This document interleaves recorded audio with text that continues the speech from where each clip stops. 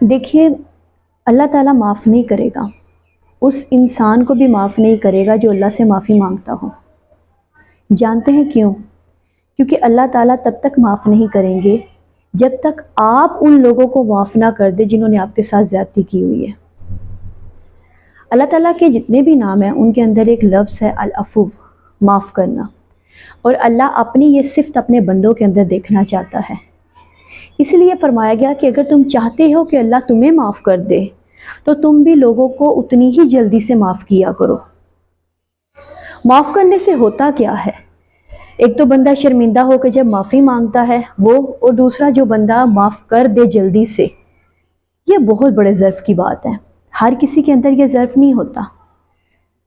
رسول اللہ صلی اللہ علیہ وآلہ وسلم کی زندگی کا اگر ہم مطالعہ کریں تو ہمیں پتہ چلتا ہے، طائف کا واقعہ آپ سب کو پتہ ہے، کس طرح آپ صلی اللہ علیہ وآلہ وسلم پر انہوں نے پتھر مارے کہ آپ کے نالین مبارک خون سے تر ہو گئے، آپ نے ان کو بھی معاف کر دیا۔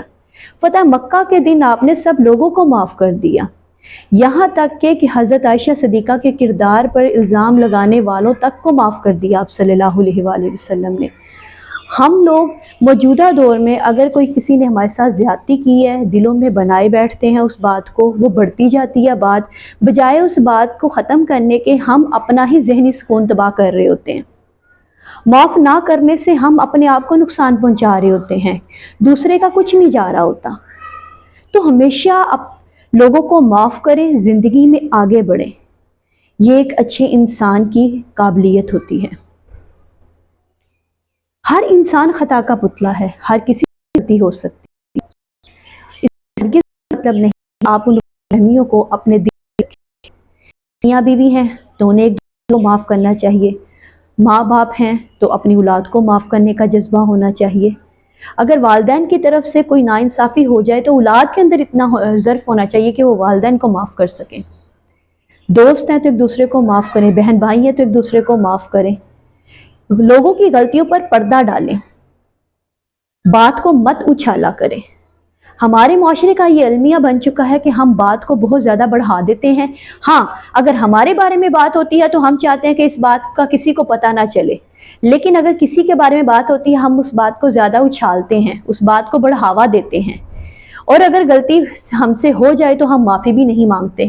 معافی مانگنے میں بھی جلدی کرنی چاہیے، اور اگر کسی نے زیادتی کی ہے اپنے ذہنی سکون کے لیے تو دوسروں کو معاف کر دیں، کیونکہ معاف کرنا اللہ تعالیٰ کی صفت ہے۔ رسول اللہ صلی اللہ علیہ وآلہ وسلم کے اخلاق کے بارے میں قرآن میں یہ کہا گیا کہ اگر آپ کا اخلاق سخت ہوتا تو لوگ آپ سے دور ہو جاتے۔ آپ نرم گو انسان تھے، لوگوں کو جلدی معاف کرتے تھے، تو اس لیے آگے بڑھیں، زندگی میں خود کو پریشان مت کریں۔ ویسے ہی انسان آج کل پریشانیوں میں مبتلا ہے، نفرتیں دلوں میں رکھ کر کوئی بھی خوش نہیں ہے۔ تو اپنی پریشانیوں کا ایک ہی حل ہے کہ ہمیں اللہ تعالیٰ کی جو صفت ہے اس کو اپنانا چاہیے، تاکہ اللہ تعالیٰ ہم پر رحم کرے، اپنا کرم کرے۔